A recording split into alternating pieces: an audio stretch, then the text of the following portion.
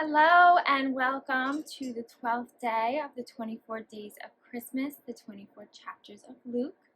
Today we will be reading the 12th chapter of the Gospel according to Luke, so please follow along in your Catholic Children's Bible or just watch and listen to the 12th chapter of the Gospel according to Luke.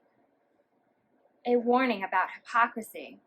As thousands of people crowded together so that they were stepping on each other, Jesus said first to his disciples, "Be on guard against the yeast of the Pharisees."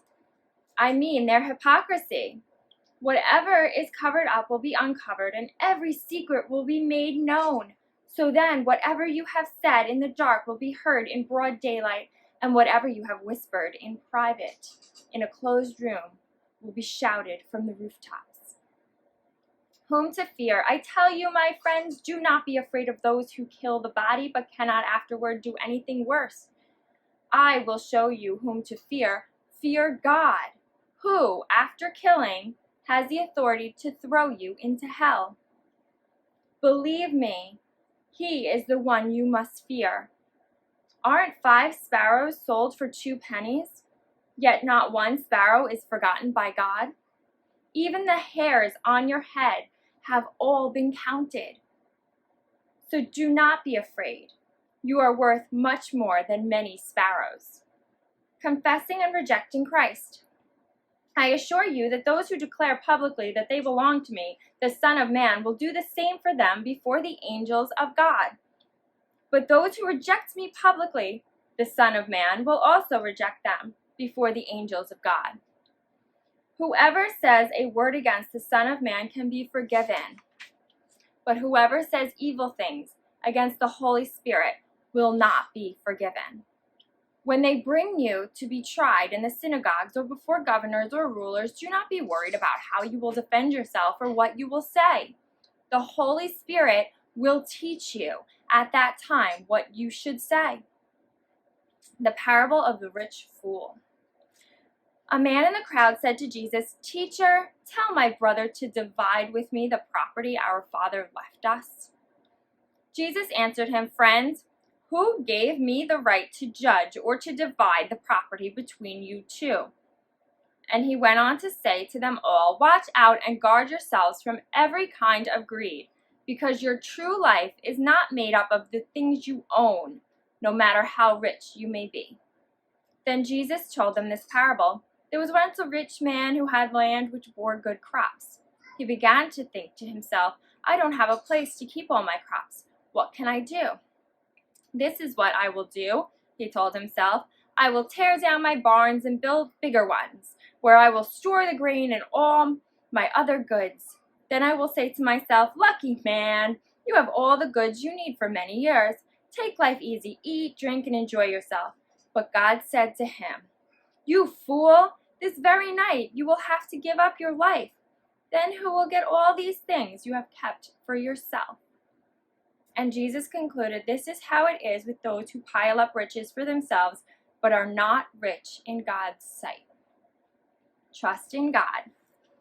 Then Jesus said to the disciples, "And so I tell you not to worry about the food you need to stay alive or about the clothes you need for your body. Life is much more important than food, and the body much more important than clothes.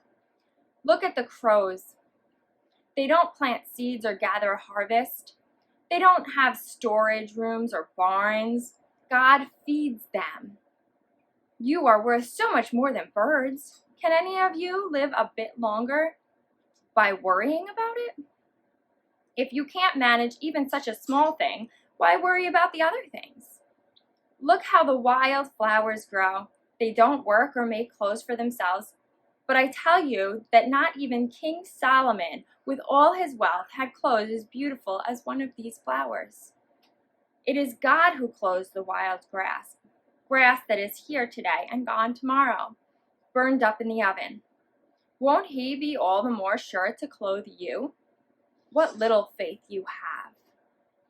So don't be all upset, always concerned about what you will eat and drink, for the pagans of this world are always concerned about all these things. Your Father knows that you need these things. Instead, be concerned with his kingdom, and he will provide you these things. Riches in heaven. Do not be afraid, little flock, for your Father is pleased to give you the kingdom.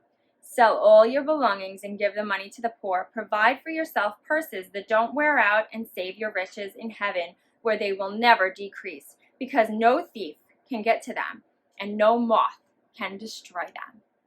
For your heart will always be where your riches are. Watchful servants. Be ready for whatever comes, dressed for action and with your lamps lit. For servants who are waiting for their master to come back from a wedding feast. When he comes and knocks, they will open the door for him at once. How happy are these servants whose master finds them awake and ready when he returns.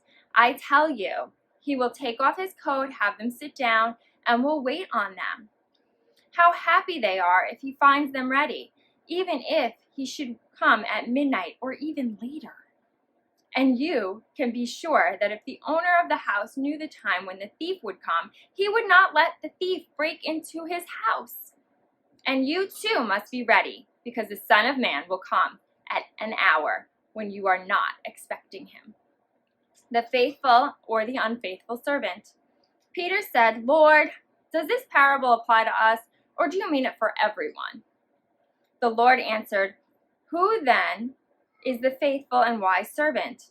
He is the one that his master will put in charge to run the household and give the other servants their share of the food at the proper time. How happy that servant is if his master finds him doing this when he comes home. Indeed, I tell you, the master will put that servant in charge of all his property.